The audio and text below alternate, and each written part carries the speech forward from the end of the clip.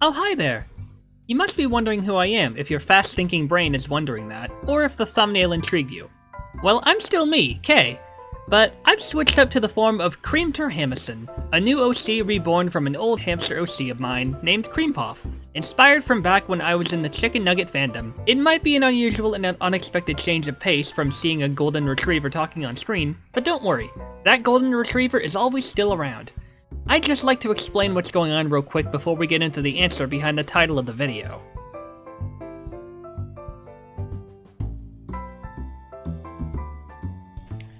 For the past week, I've been working on something meaningful and special to me. Recreating my old OC in the style of a smiling critter. Having seen Gemston Productions' Smiling Critter series, which was the best series of the lovable animals you could ever find, I was inspired to do it. I'm not affiliated with Gemston, but I really do love his content. I wanted to be able to cover as many expressions as I could to really make this design feel alive. It took some serious in-depth discussion about the difference between tracing over art and using references, to make sure I was doing things right, diving back into Paint.net after a long while of not having used it for focused projects, and most importantly of all, several gallons of inspiration, creativity, and determination. I'm not the best artist in the world, but I was willing to give it a shot. I'll link Gemston's channel below if you're curious about checking it out. There's also how to draw videos he's made, which also helped me understand how to further make this OC's existence possible. I want to make this clear now. Art does take time to perfect, and tracing, while it gives you an idea of how things are shaped and formed, is merely just copying someone else's work, and isn't okay to do, especially not if you're wanting to make your own works of art. But using a reference, such as a face, arm, or leg pose, to be able to attempt creating it on your own for your own creation is another thing entirely. Trust me, I was worried sick about it at first, until I realized the Smiling Critters are Mob Entertainment's property, and the inspiration I got from Gemston was a fan-made creation. Not to mention, the simple lines that make up their designs is something that anyone can get the hang of in due time. Now, that's not me saying, it's just clicking a mouse, it's not that hard. Honestly, I despise responses like that, because minimizing how hard people work with such a naive and categorically ignorant perspective can be, and is, insulting to the people who work hard in those categories. No, digital art is just as difficult, because there's so many angles, so many precise alignments, so many layers and colors to work with. You might wind up thinking that maybe this shape would work, or this color would look good, but it absolutely takes time to get everything just right. I'd know. What I went through was just a fraction of what real artists, digital or easel, go through, which is why it's important to recognize the difference between references and tracing.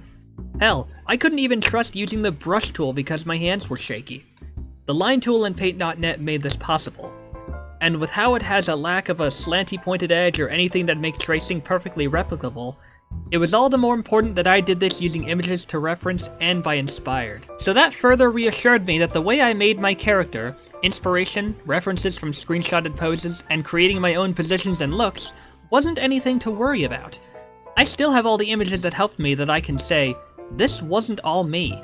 I mean, you can probably tell that someone like me being new to this, in a sense, and ranting on about it some, it's an understandable reaction. The last thing I want to do is blatantly copy someone else's hard work. With that out of the way, let's get right into the video.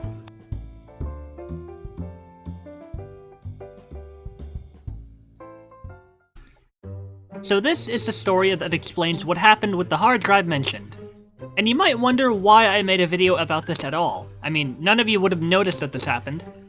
Well, it was such an absolutely frustrating experience that I had to cover it, as well as introduce Creamter at the same time. So, I really wanted to put my expressions to the test. It happened one morning, roughly a week or so ago, when I got up out of bed and went to my computer, needing to fetch some video files for an upcoming video that I had saved on my external hard drive. I usually save certain files on the external hard drive because I worried about the OS on my computer failing for one reason or another. Usually due to my curious tampering, though that's a lesson I definitely learned from, but I just couldn't move past the anxiety. I know Windows is a Jenga tower waiting for you to push or pull on the wrong thing, but it's a system I'm most familiar with. And in retrospect, this is one of the most ironic situations I ever could have wound up facing myself. So I go to plug in my external hard drive, and I notice it's struggling to connect. This had happened on occasion, so I think nothing of it. I unplug the drive's AC power unit, unplug the USB cord, then plug both back in. After several moments of struggling, I get this message. Well, shit, I should mention.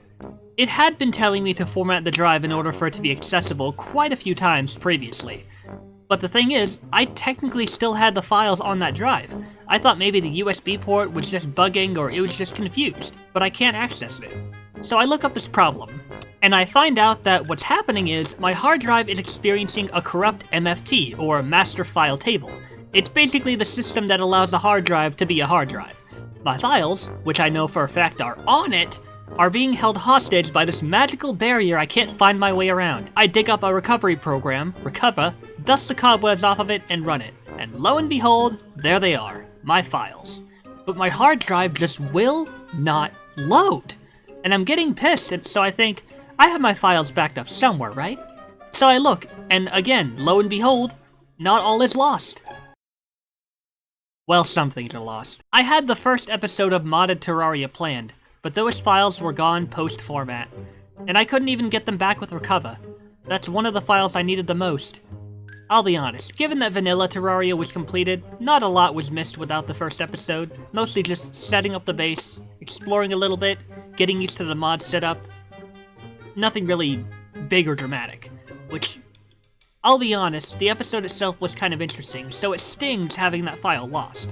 I tried to get it back, but I could never find it. Let me tell you, having a drive you use for ages without problem only to one day wake up and see that it's feeling more feverish than Dog Day is bad news. Not a good way to start your day. So I bite the bullet and format the thing. I expect the format to fail. Nope! After a minute or two, my drive is perfectly usable. Utter bullshit! So I decided to just make do and recover as many lost files as I could, back them up to my other drive, then back them up to the drive I lost them in, since it's not being a pain to use now. Now, I know that sounds like a stupid idea. The drive itself failed already, why put the files back in? Well, I figured formatting it would fix the problem, but nope. Copying the files caused it to clog up when it reached a certain file, and it's most likely due to there still being leftover data that recognized this file data is bad, therefore, clog. I'm still working on this at the moment, but I had to use clean and diskpart to fix the issue. I'm lucky I even got my other files safely backed up, but believe you me, I'm not a happy hamster about this. So where are we at the moment?